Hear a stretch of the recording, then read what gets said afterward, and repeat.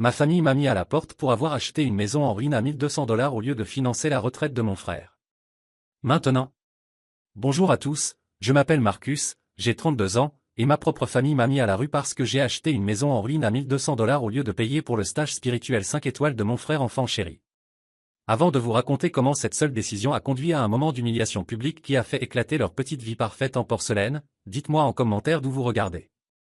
C'est vraiment rassurant de savoir que vous êtes là. Tout a commencé avec la pluie, cette pluie froide et persistante d'octobre, celle qui semble personnelle, qui s'infiltre sous la veste et jusque dans les os. J'étais assis dans ma vieille berline de 10 ans, moteur éteint, et le seul bruit était le tambourinement régulier de l'eau sur le toit. Je fixais simplement ma nouvelle propriété.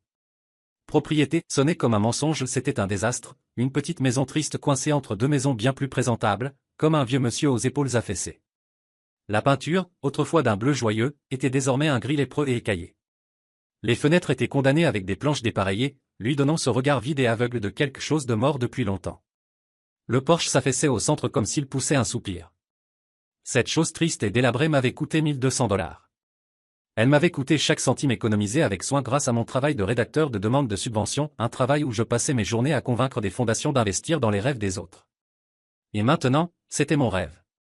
Un cauchemar, peut-être, mais il m'appartenait. L'intérieur de la voiture commençait à sentir la laine mouillée et le café rassis. Le pare-brise s'embua sous mon souffle anxieux.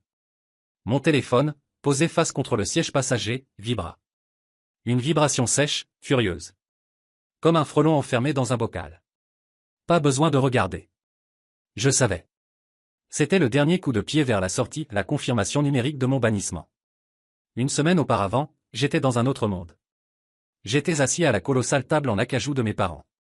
Une table si brillante qu'on pouvait y voir son propre reflet misérable. La lumière du lustre en cristal au-dessus était froide et impitoyable. Ma mère, Eleanor, tenait un verre de vin rouge coûteux, le faisant tourner pour que la lumière joue sur les facettes de ses bagues en diamant. Elle est directrice exécutive d'une ONG locale influente, une façon élégante de dire qu'elle est la reine incontestée des ragots de la haute société de notre ville. 15 000 $, ce n'est pas une somme excessive, Marcus, avait-elle dit d'une voix douce comme de la soie, mais avec une dureté d'acier trempé. C'est pour ton frère, ce stage spirituel à Sedona va complètement réinitialiser son énergie. Il en a besoin. Il le mérite. Après tout ce qu'il a fait pour cette famille. L'idée était tellement absurde que ça en devenait presque drôle.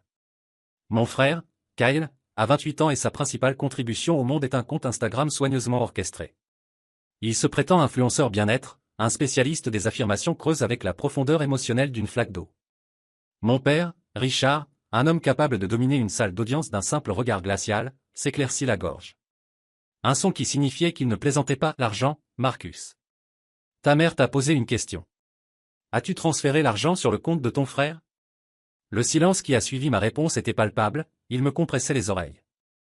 J'ai dit que mes économies étaient parties. J'ai dit que je les avais dépensées non pour les vacances purificatrices de Kyle, mais pour un acompte sur une maison. Kyle a éclaté de rire, un rire sec et laid. Une maison? Tu as acheté cette ruine sur Oak Street? Sérieusement? Ma petite sœur, Vanessa, fidèle suivante de notre mère, lui lança un regard de connivence moqueuse. La voix de mon père descendit à ce registre dangereusement calme qu'il réservait pour anéantir un témoin. Tu as dépensé tes économies? Pour toi-même? Ce n'était pas une question. C'était une accusation. C'est alors que j'ai enfin regardé le téléphone vibrant dans la voiture. Je l'ai pris. Une capture d'écran envoyée par ma cousine Jessica. La seule à avoir toujours été de mon côté. C'était un message de ma mère sur le groupe familial, celui dont j'avais été silencieusement retiré. Les mots étaient clairs. Il ne doit pas venir pour Pâques. Le sujet est clos. Nous n'en reparlerons pas. Pas de dispute. Pas d'éclat. Juste l'effacement. Une exclusion numérique. J'étais un fil en trop, et ma mère, la grande tisserande de l'image parfaite de notre famille, venait de me couper net. J'ai levé les yeux de l'écran froid du téléphone vers la silhouette sombre et délabrée de la maison. La pluie tombait plus fort. Pour la première fois, j'étais vraiment seul. Je me suis laissé poser la question qui me serrait la gorge. Est-ce que je venais de ruiner toute ma vie? Vous voyez, être le rejeté de ma famille n'était pas un rôle nouveau pour moi. C'était juste la première fois que cela devenait si officiel. Assis sur le sol poussiéreux de cette maison vide, le silence amplifiait chaque craquement et gémissement de la vieille charpente. Le passé n'était pas qu'un souvenir. C'était un fantôme assis là avec moi. Il ne s'agissait pas des 15 000 $ pour le stage de Kyle. Ça n'avait jamais été à propos d'une seule chose. C'était l'érosion lente, constante et de toute une vie de ma propre valeur. J'ai fermé les yeux et j'avais de nouveau 16 ans. C'était mon anniversaire. Au centre de la table, il y avait un gâteau bon marché du supermarché local, du genre avec ce glaçage cireux et beaucoup trop sucré. En lettres bleues tremblantes, il était écrit « Joyeux anniversaire Marcus ». Marcus, je me souviens avoir essayé d'en rire, un petit rire nerveux m'échappant. Apparemment, ils étaient à court de la lettre C aujourd'hui. Ma mère, sans même lever les yeux de son magazine, fit un geste vague de la main. « Oh Marcus, ne sois pas si sensible. C'est l'intention qui compte, pas l'orthographe. » Son intention, apparemment, valait environ 12 $. Je me souviens du goût de ce gâteau écœurant, artificiel et solitaire. 2 semaines plus tard, la maison débordait d'excitation. C'étaient les 16 ans de Kyle. En rentrant de l'école, une Volkswagen Jetta flambant neuve était garée dans l'allée. Un énorme nœud rouge trônait sur le capot. Kyle, qui avait à peine réussi à obtenir une moyenne de C ce semestre-là, et considérait que lire le manuel était une activité facultative, recevait les clés d'une voiture de 20 000 $. Mon père lui tapa dans le dos, un rire fier et sonore résonnant dans le garage. « Responsabilité, mon fils. Ça va t'apprendre la responsabilité. » Je suis resté là, mon sac à dos dans les mains, et j'ai compris. L'intention, pour lui, était simplement différente. Les souvenirs continuaient d'affluer, sans y être invité. En première, je n'étais ni un sportif ni un élève populaire. J'étais un intello. Mon échappatoire, c'était l'écriture. J'avais mis tout mon cœur dans une dissertation pour un concours d'État, un texte sur la vision de mon grand-père de la communauté. J'ai gagné. Première place. Ça venait avec un prix de 5 cents $ et un certificat officiel dans une chemise cartonnée. Je suis rentré à la maison sur un petit nuage. Ce soir-là, à table, j'ai sorti le certificat de mon sac, les mains légèrement tremblantes de fierté. J'ai gagné, ai-je dit à peine, le concours de l'État. Mon père a jeté un regard au certificat, une seconde rapide et sans émotion. HM, brogna-t-il en tournant une page de son journal. Le froissement du papier fut plus fort que n'importe quel mot de félicitation. Ma mère offrit un sourire mince, serré. « C'est bien, mon chéri. »« Très bien. » Puis elle s'est aussitôt tournée vers Kyle. « Kyle, raconte à ton père le prix que tu as gagné aujourd'hui. » Kyle se redressa, bombant le torse. « J'ai gagné le prix des plus beaux cheveux dans le livre de l'année. » La semaine suivante, sa photo « Meilleure coiffure », arrachée de l'annuaire, fut encadrée professionnellement en bois cerise et accrochée dans le couloir principal. Mon certificat, ma victoire de 500 $, fut rangé dans un vieux dossier en carton dans le tiroir du bureau de mon père. Je ne le savais que parce que je l'Y avais vu une fois, enfoui sous de vieilles déclarations fiscales. Ce n'était jamais un grand acte cruel. C'était une mort par 1000 coupures. J'étais le responsable, le discret, celui qui avait de bonnes notes et ne causait pas de problème. J'étais la base solide et ennuyeuse. Kyle était la façade brillante et charmante qui recevait toute l'attention et toutes les ressources. Mon rôle était d'être raisonnable pour qu'il puisse être remarquable. Mon but était d'être l'ombre qui faisait briller sa lumière. Un bruit fort et soudain à la porte d'entrée me ramena au présent. Ma première pensée, un éclair de panique pure, fut que mon père venait me traîner à la maison pour me faire une leçon. Je m'approchai de la porte, le cœur battant, et jetai un œil à travers une fente du contreplaqué. Un soulagement m'envahit, si puissant que mes genoux faiblirent. Sur mon porche délabré se tenait mon ancien colocataire de fac, Trevor. C'était une montagne d'hommes, entrepreneurs de métier, avec un visage ouvert et gentil, et une poussière de sueur permanente dans les cheveux. Il tenait 2 boîtes de pizza grasses comme une offrande de paix, et un pack de bière sous l'autre bras. Quartier général de la rébellion, je présume, tonna-t-il, ses yeux balayant rapidement la peinture écaillée et la véranda affaissée. Il ne jugeait pas, il évaluait. Algo Assim, parvins-je à dire point un sourire sincère, le premier depuis des semaines, effleura mes lèvres. Nous étions assis sur le sol poussiéreux de ce qui deviendrait un jour mon salon, utilisant un seau de peinture renversé comme table. La pizza était chaude, grasse, et probablement la meilleure chose que j'ai jamais goûtée. Pendant un moment, nous avons simplement mangé en silence, le silence confortable des vieux amis. Alors, dit enfin Trevor, s'essuyant la bouche avec le dos de la main, ils ont fini par le faire, hein? Te mettre à la porte. Je me contentais d'hocher la tête, la gorge soudainement serrée.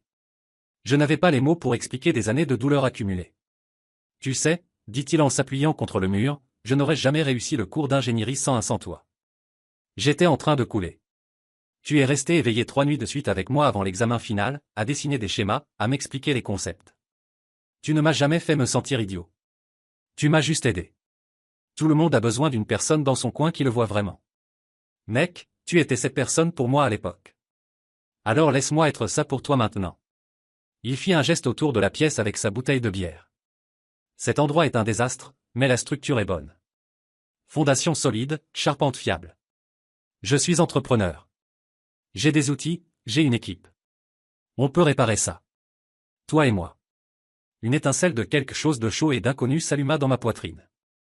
Ce n'était ni la chaleur étouffante de la colère ni le vide glacial du désespoir. C'était de l'espoir. Une flamme minuscule, fragile, mais elle était là. Le lendemain fut un tourbillon d'activité.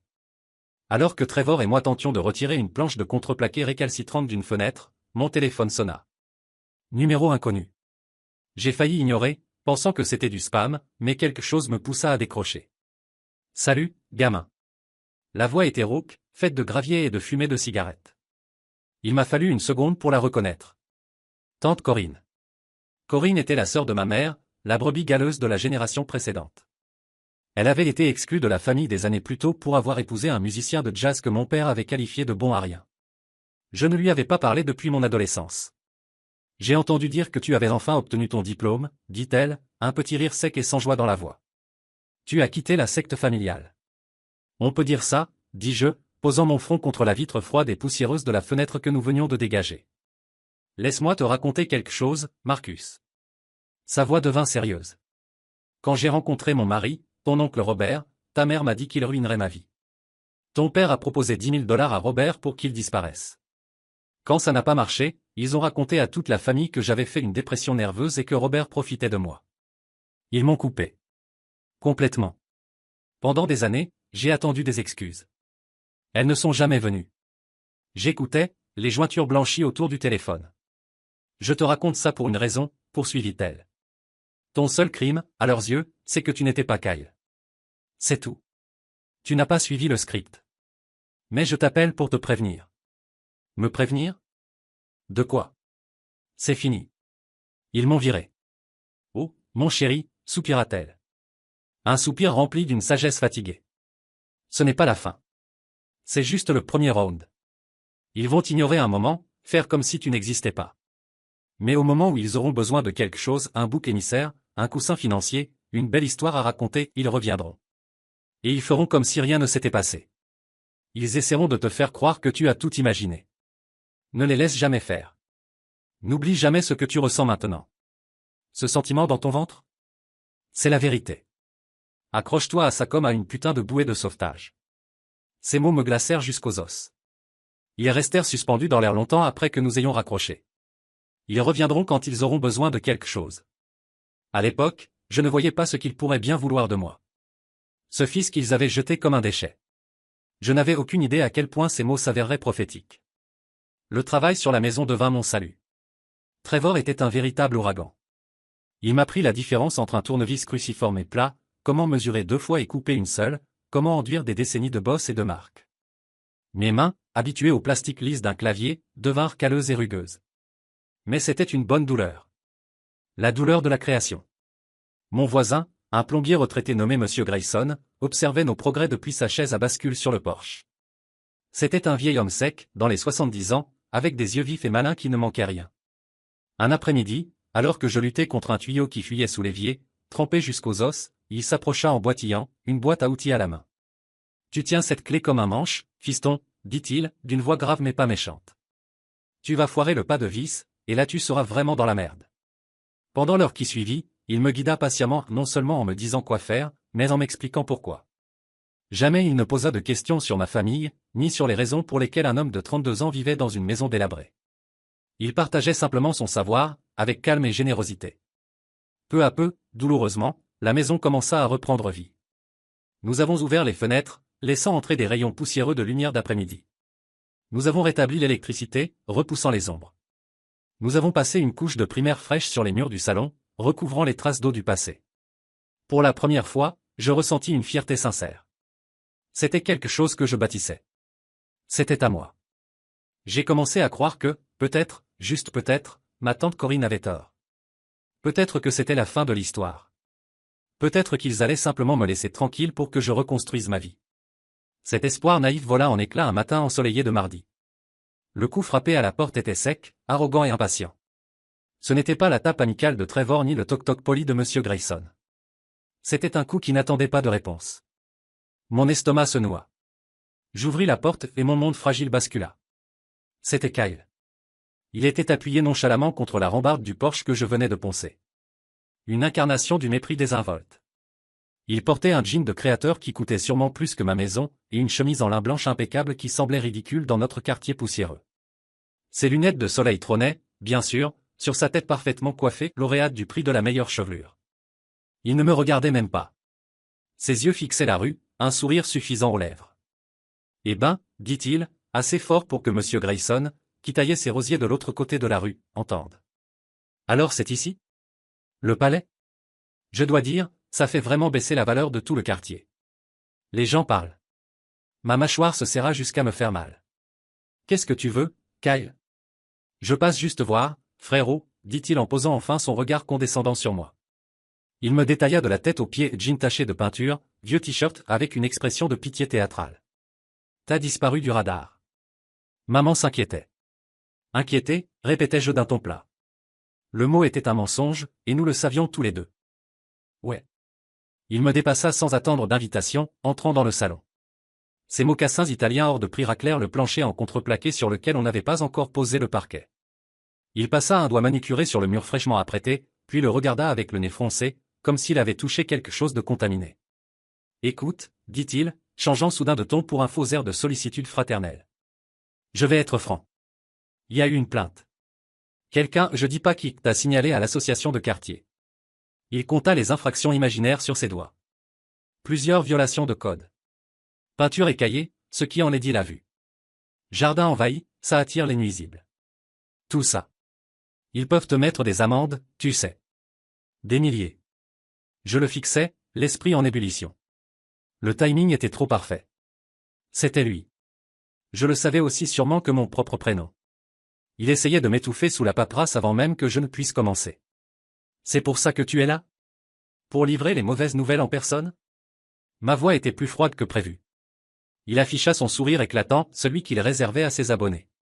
Mais non, voyons. Je suis ici parce que je suis un bon frère. Il se pencha vers moi, son parfum de luxe envahissant mon espace. Sa voix baissa en un murmure complice. Y a eu un truc. Un vrai cauchemar. Une canalisation a pété dans mon centre de bien-être. Tout a été inondé. Un désastre. L'assurance traîne des pieds. J'ai juste besoin d'un endroit où dormir un peu. 1 ou 2 nuits, mec. Le temps de régler les choses. Toutes les alarmes dans ma tête hurlaient. La voix de tante Corinne résonnait. Ils reviendront quand ils auront besoin de quelque chose. C'était maintenant. Le moment qu'elle avait prédit. Il n'était pas là pour moi. Il était là pour m'utiliser. Mais en le regardant, mon frère jouait ce rôle pathétique et désespéré, une petite partie de moi, idiote et profondément conditionnée, ressentit quelque chose. Ce n'était pas de la pitié. C'était le fantôme de toute une vie de conditionnement. Le besoin d'être le responsable. Le besoin de réparer. D'accord. Je m'entendis dire le mot avec goût de poison. Cette décision allait à l'encontre de tout ce que mon instinct me criait. Un soir, le canapé était tout ce que j'avais à offrir. Son visage s'éclaira d'un sourire triomphant et soulagé. Tu me sauves la vie, Marcus. Un vrai sauveur. Je savais, au fond de moi, que je pouvais compter sur toi. C'était ma première erreur. Ma deuxième erreur fut de me réveiller le lendemain non pas au son de mon réveil, mais aux éclats de rire joyeux et théâtraux de mon frère. Je sortis en titubant de ma chambre, et la scène qui m'attendait dans la cuisine me glaça le sang. Kyle avait déplacé ma table contre le mur, installé un ring light professionnel et posé son smartphone haut de gamme sur un trépied. Il était en plein live devant ses milliers d'adorateurs. Et voici où mon frère, que Dieu le bénisse, vit en ce moment, murmurait-il à la caméra, le visage empreint d'une sollicitude angélique. Il est si important, en tant qu'être spirituel, de rester ancré, vous savez? De se souvenir d'où l'on vient. D'embrasser la lutte des moins chanceux. Il se retourna alors et donna un petit coup méprisant dans mon vieux frigo cabossé. Franchement, les amis, cette ambiance crie trauma générationnel. J'ai dû faire un bruit, car il m'a vu et son sourire s'élargit. Il tourna la caméra vers moi, me montrant là, debout, en pyjama usé, confus et horrifié. Et le voilà, l'homme du moment. Dis bonjour à mes anges, Marcus. Chantonna-t-il, comme si c'était une fête surprise.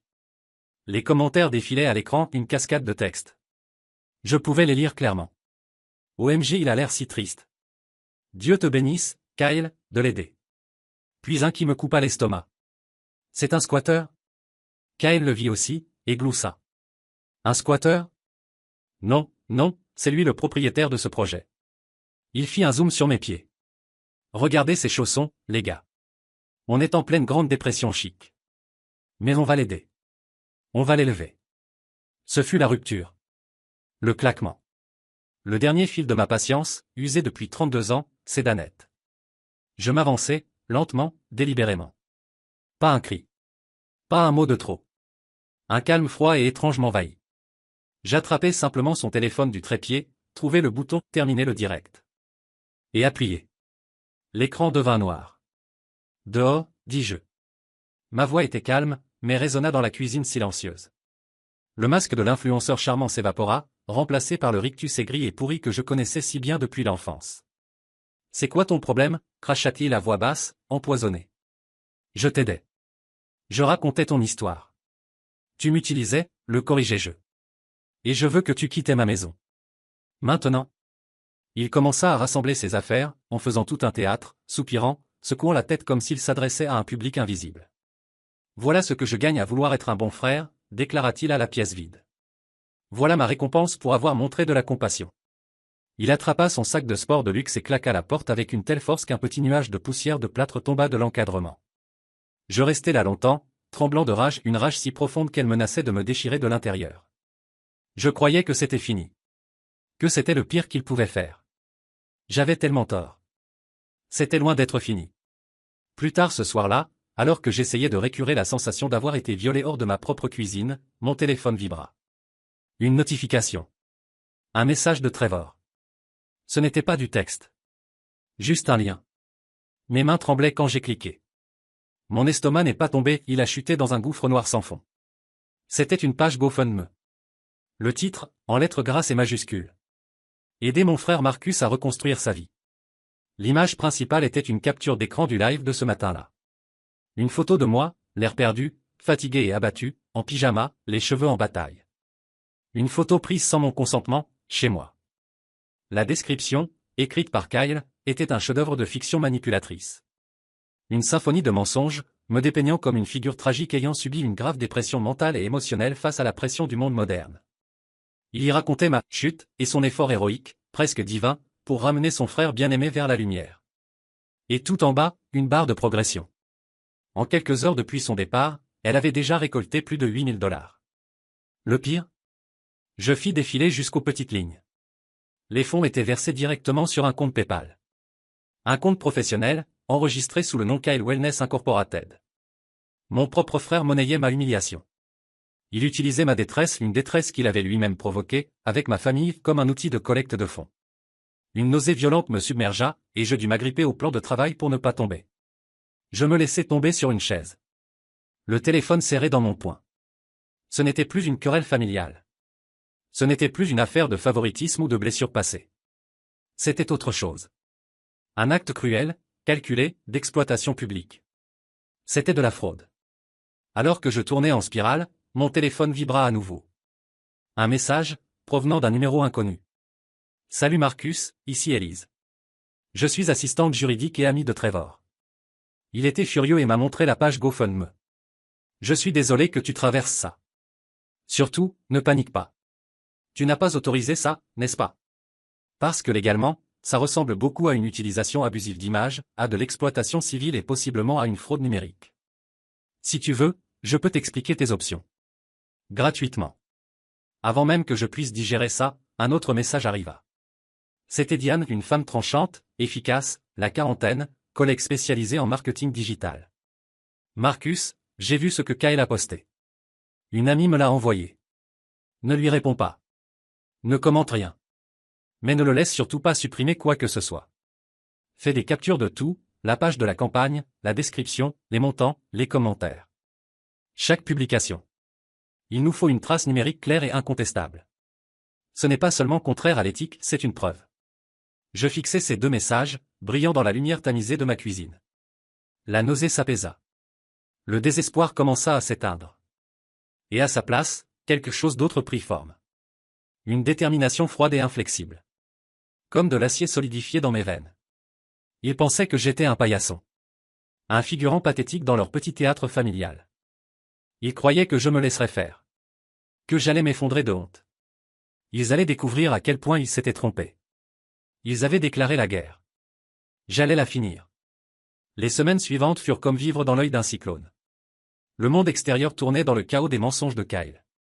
Mais à l'intérieur de ma petite maison, régnait un calme étrange et concentré. La colère était encore là, un charbon ardent dans ma poitrine. Mais ce n'était plus un feu destructeur. C'était une forge.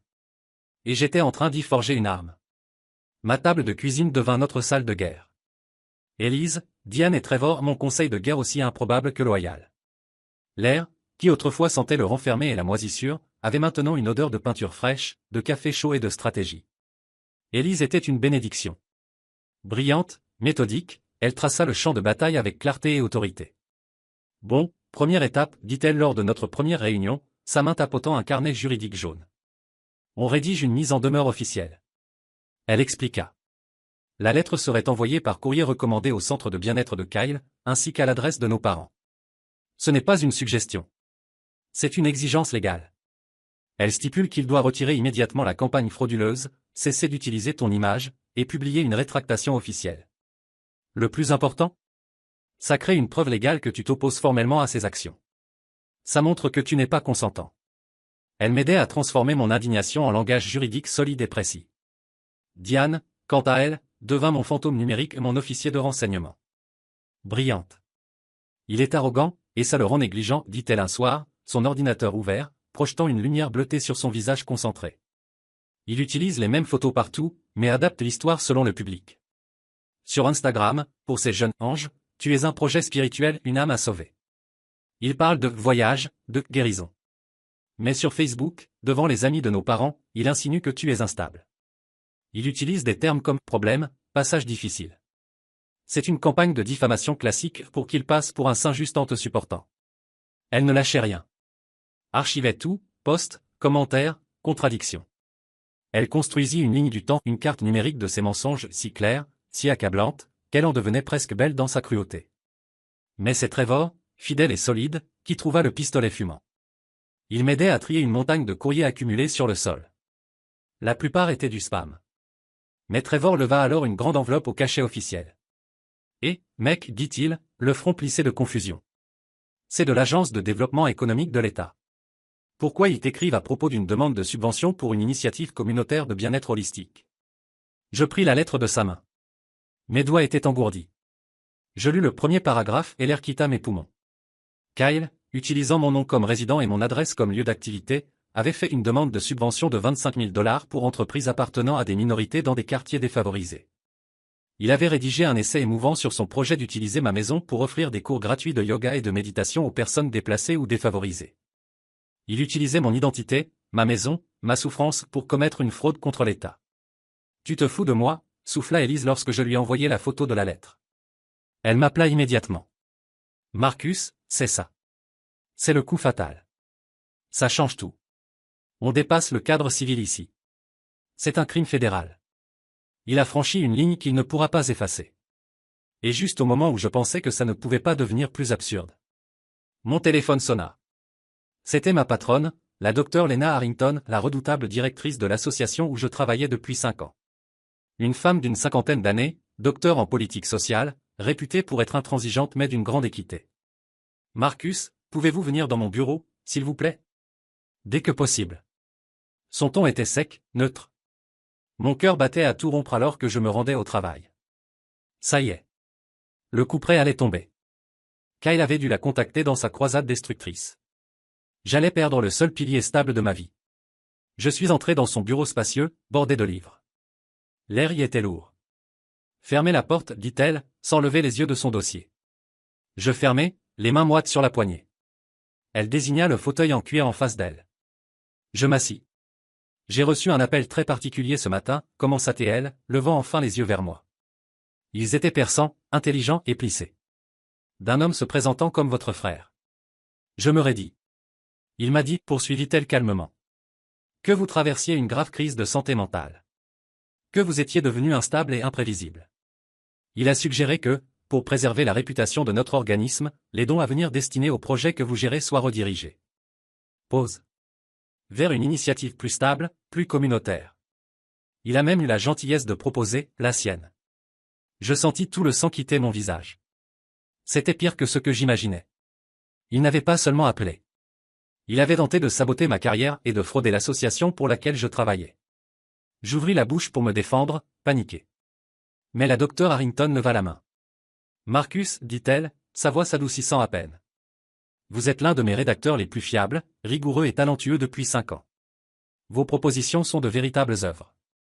Grâce à votre travail, nous avons obtenu des millions de dollars pour les sans-abri, les banques alimentaires, les programmes éducatifs.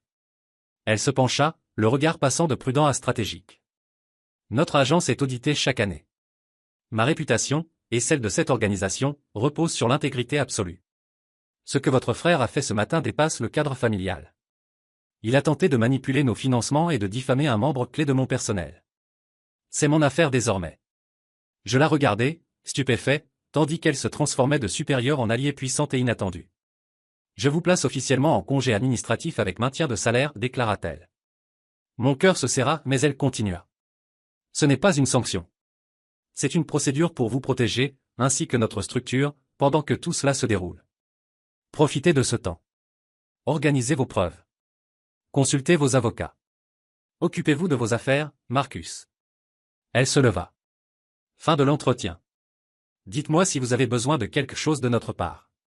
Nous avons des archives impeccables. Je sortis de son bureau abasourdi.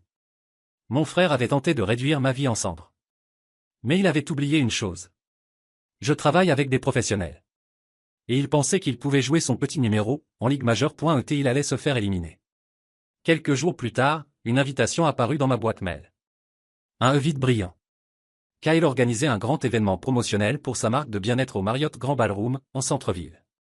Une soirée de gala pour célébrer le succès écrasant de son initiative communautaire. Initiative financée, bien sûr, par la campagne frauduleuse du GoFundMe.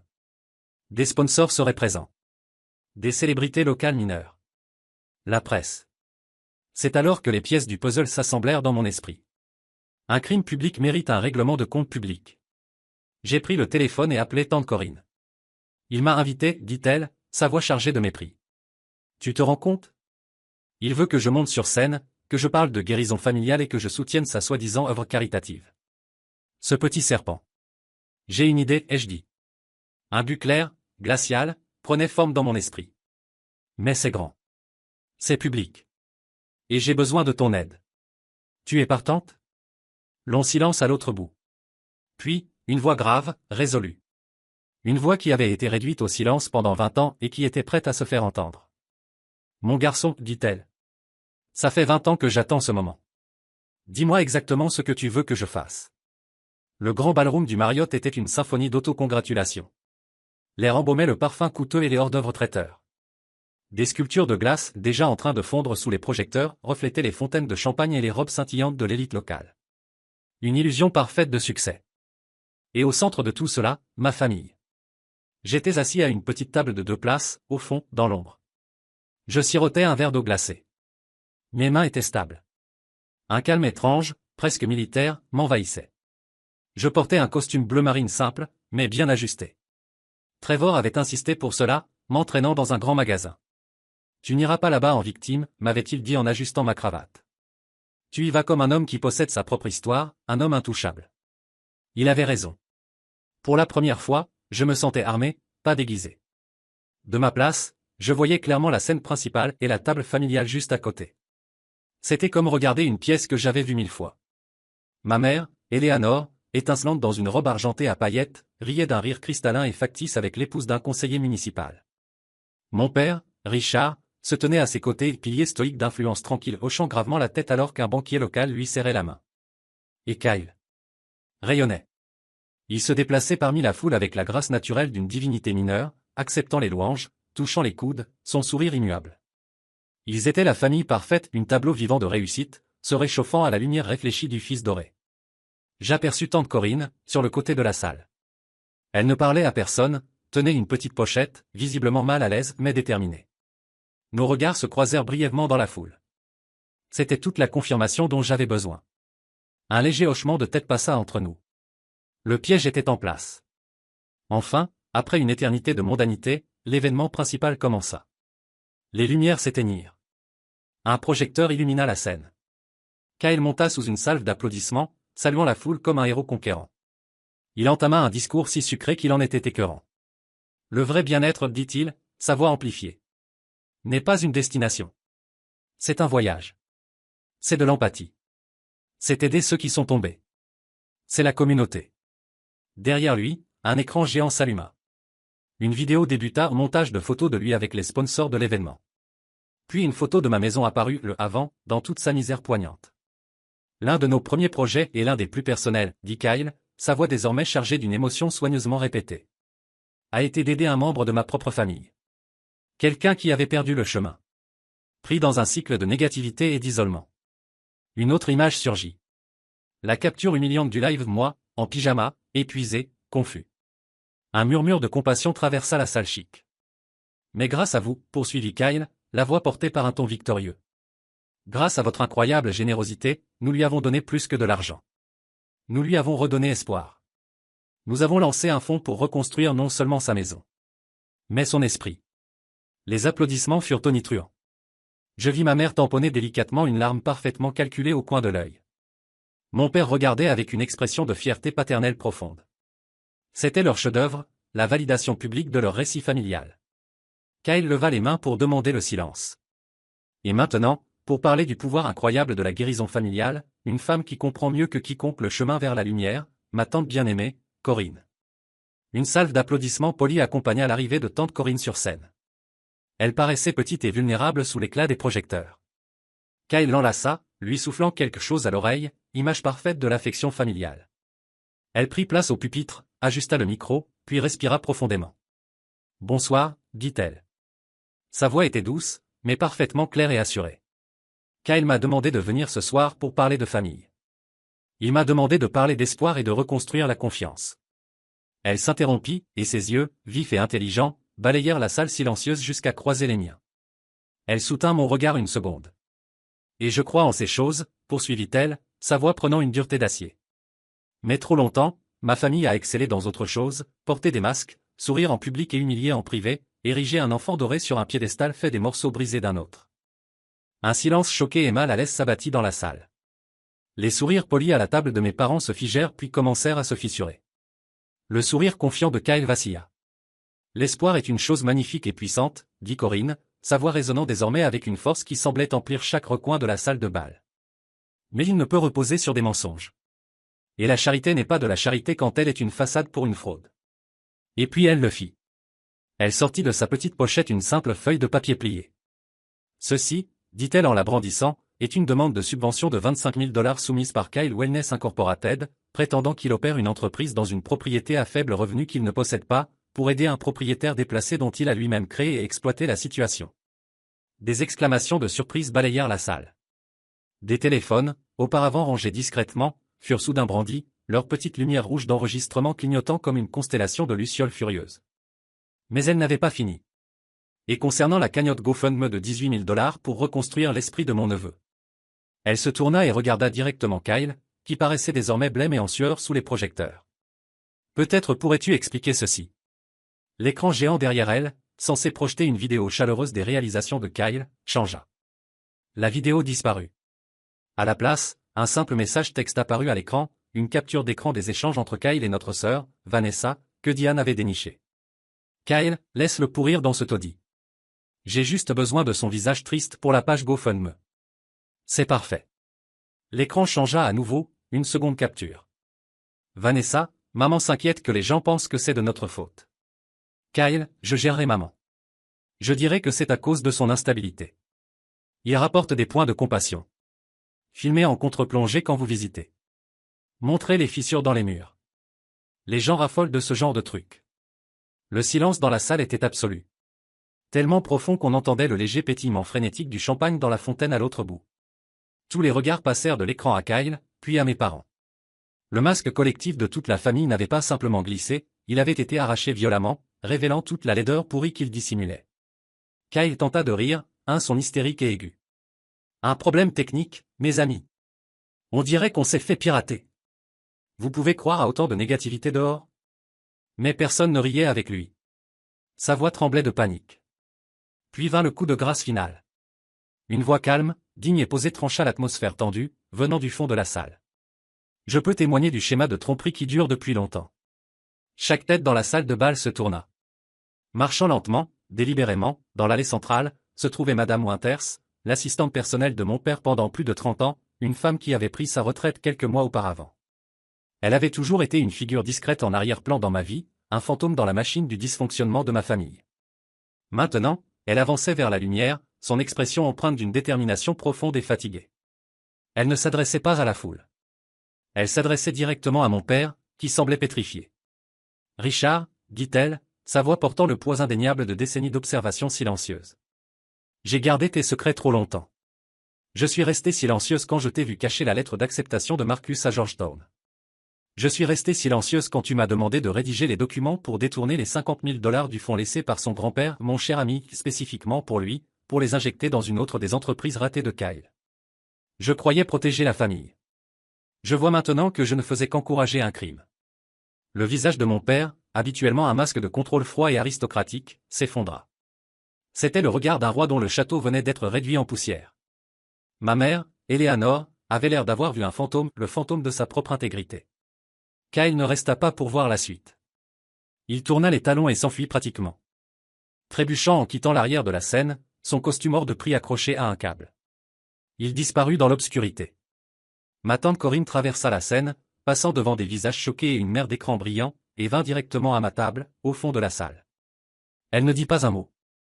Elle me serra simplement dans ses bras avec une force protectrice qui disait tout. Et pour la première fois de ma vie, dans une salle pleine de centaines d'étrangers, je ne me sentis pas exclu. Je me sentis vu. Les répercussions ne furent pas lentes. Ce fut une explosion.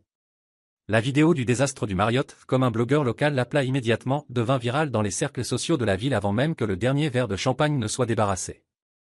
Le discours de tante Corinne, le visage paniqué de Kyle, le témoignage calme et accablant de Madame Winters, tout y était, enregistré par une centaine de téléphones et partagé sur toutes les plateformes imaginables. Les sponsors de Kyle, des entreprises locales et des mécènes aisés, ne se sont pas seulement retirés. Ils ont fui. Ils ont publié des communiqués publics condamnant ces actes, désespérés de se détacher de l'odeur de fraude. La page GoFundMe fut supprimée par la plateforme elle-même en quelques heures, et son équipe de sécurité lança sa propre enquête. Mes parents, les architectes de toute cette mascarade, se lancèrent dans une tentative désespérée de contrôle des dégâts, mais c'était comme colmater un barrage brisé avec du papier mouchoir. Ils appelèrent leurs amis influents, les Henderson, les Jamazon, leurs partenaires de golf et de vacances. Ils tentèrent d'inventer une histoire pathétique et désespérée à propos d'un fils profondément perturbé et rancunier, d'un ancien employé frustré et d'une belle-sœur confuse en pleine ménopause. Mais les preuves étaient trop brutes, trop publiques, trop indéniables. Les masques avaient été arrachés sous la lumière des centaines de smartphones, et ce qui restait en dessous était trop laid pour être ignoré. Le monde soigneusement construit de prestige social de mes parents, érigé durant des décennies de calculs et d'amitié stratégique, s'effondrait autour d'eux. J'avais cru ressentir une joie triomphante, une montée d'euphorie pure, mais ce que j'ai ressenti dans les jours qui suivirent fut du silence. Le silence profond et résonnant d'une tempête violente enfin passée, laissant derrière elle un paysage étrange, propre et irréversiblement transformé. La colère brûlante qui m'avait accompagné pendant des semaines avait disparu, réduite à une braise chaude et stable. À sa place, une clarté inattendue. 2 semaines après le gala, mon téléphone sonna. C'était mon père.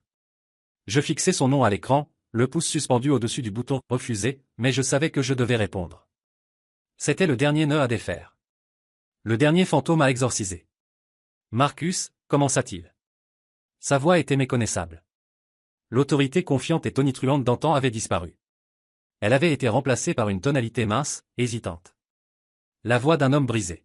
« Ta mère, elle ne va pas bien.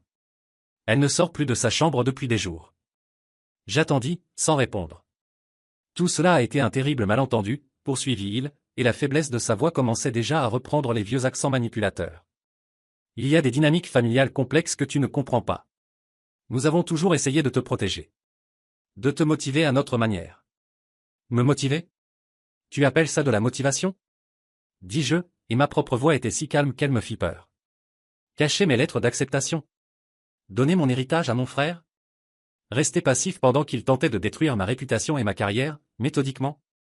Que essayez-vous de me motiver à faire, exactement? À disparaître? Il y eut un long silence. Je pouvais entendre sa respiration courte de l'autre côté de la ligne.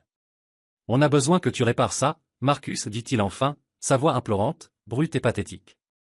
Il faut que tu fasses une déclaration publique. Dis que c'était juste un conflit familial qui a pris des proportions démesurées. Dis que Madame Winters s'est trompée. Pour le bien de la famille, fiston.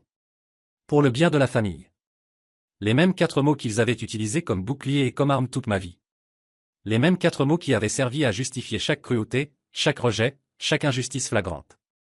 Il n'y a pas de famille, répondis-je, et les mots sortirent avec une finalité qui ressemblait à une porte claquée à jamais.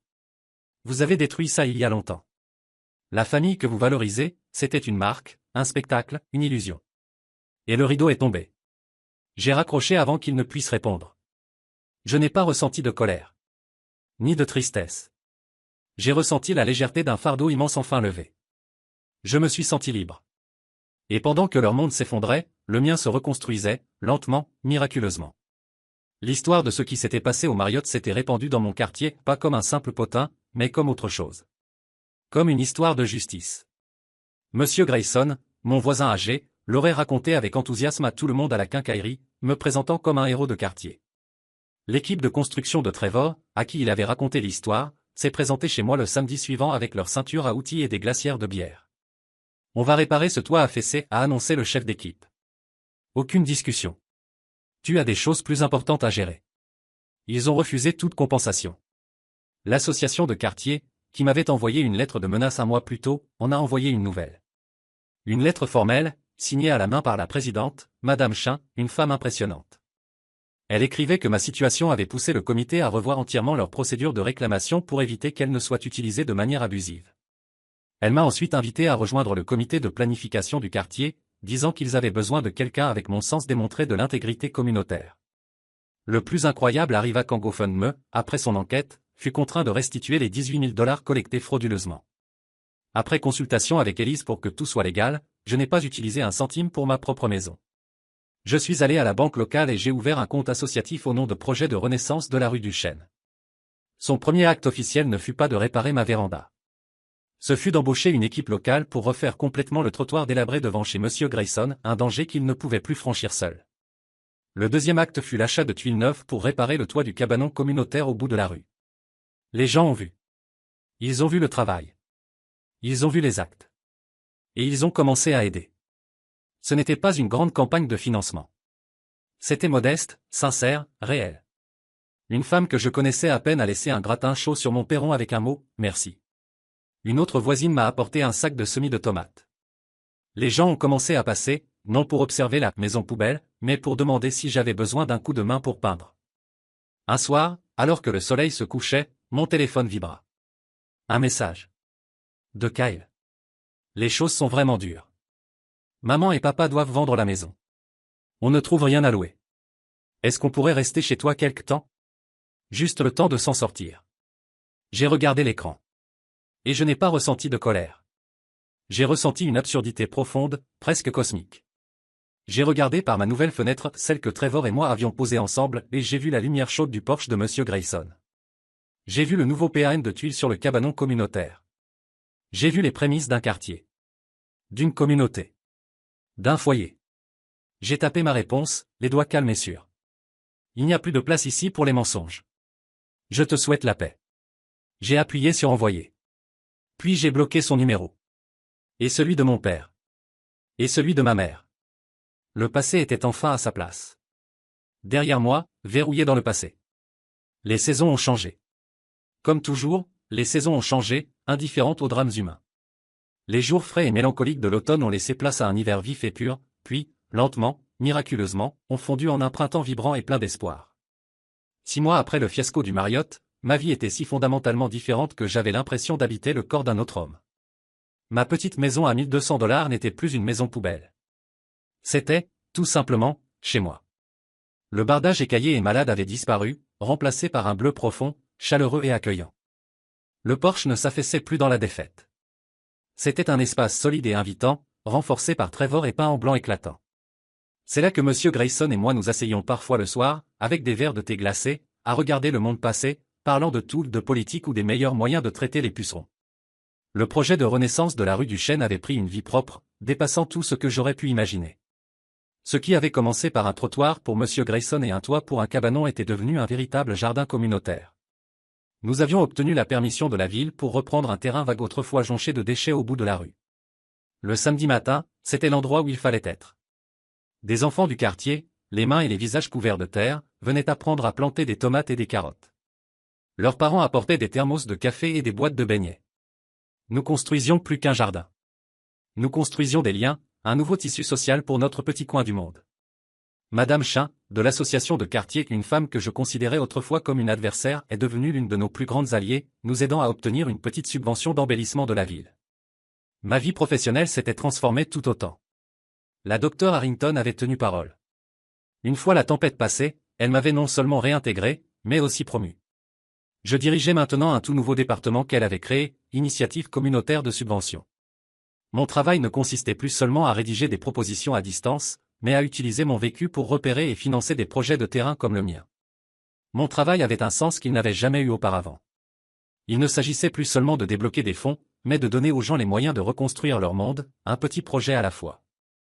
Ma famille d'origine n'était plus qu'un écho lointain. J'ai appris par ma tante Corinne, avec qui je parlais chaque semaine, qu'ils avaient vendu la grande maison à perte, désespérés de fuir les retombées sociales. Ils avaient emménagé dans un petit appartement anonyme, à quelques villes de là.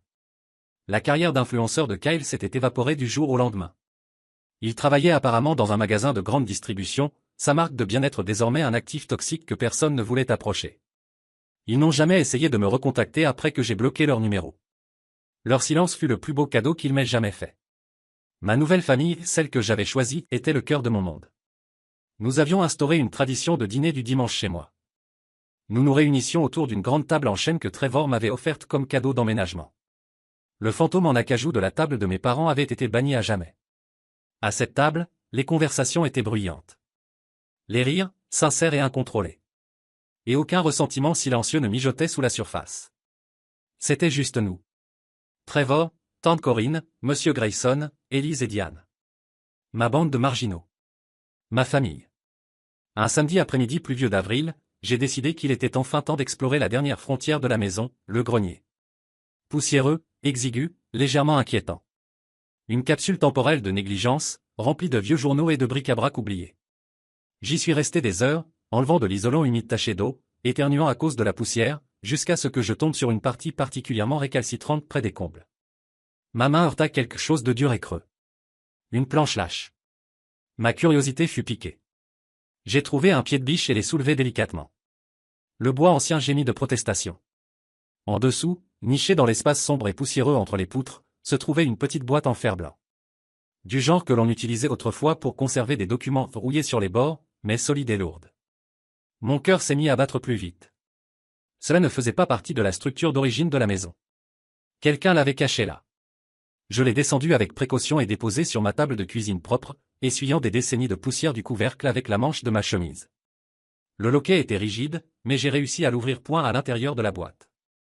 Reposant sur un lit de gaze jauni, se trouvait une enveloppe. Épaisse et crème, du genre de papier luxueux qu'on n'utilise plus. L'écriture sur le devant, bien que fanée, était immédiatement reconnaissable.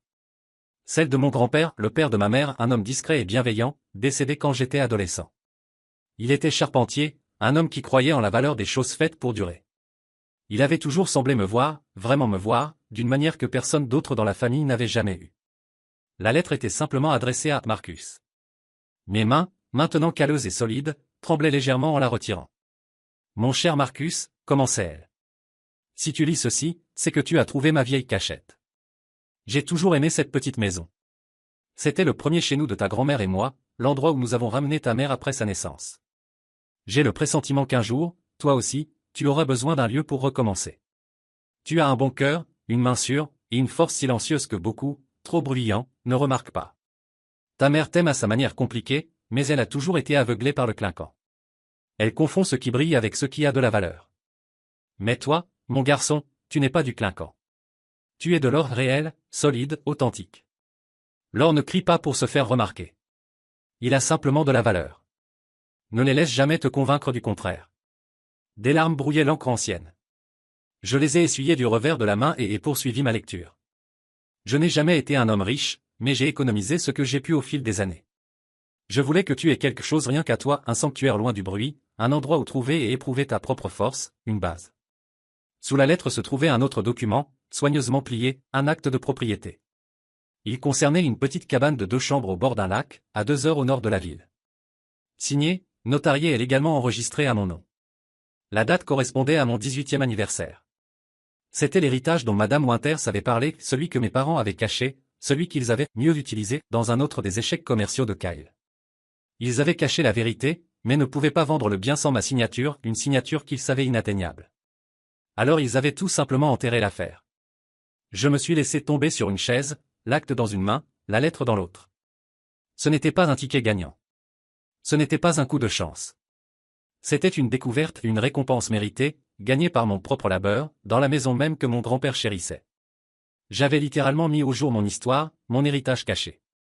Le week-end suivant, Trevor, tante Corinne et moi avons fait un road trip. La cabane était exactement comme je l'imaginais. Petite, simple, avec une odeur d'aiguilles de pin et de souvenirs heureux.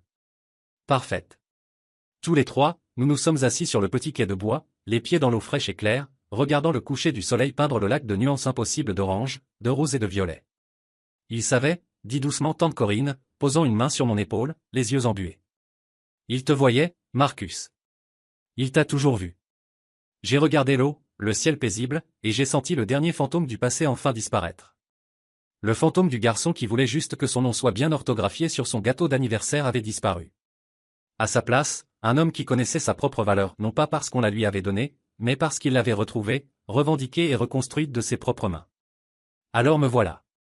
Un an complet s'est écoulé depuis ce premier jour pluvieux et misérable où je suis resté assis dans ma voiture, à fixer cette maison en me demandant si j'avais commis la plus grosse erreur de ma vie.